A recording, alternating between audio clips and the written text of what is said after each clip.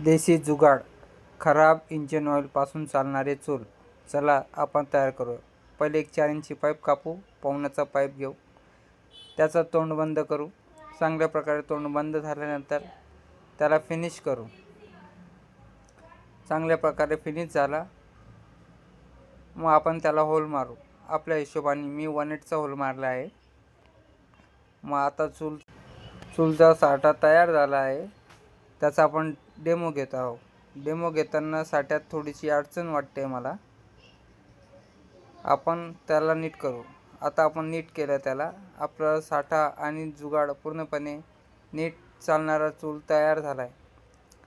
त्याला आपण ऑइलची टाकी जोडली नाही, कारण की ते आपल्याला लांब ठेवायची होती. आता आपण फक्त डेमो घेत आहोत. मशीन नंतर अटॅच करू आपण. कसं वाटलं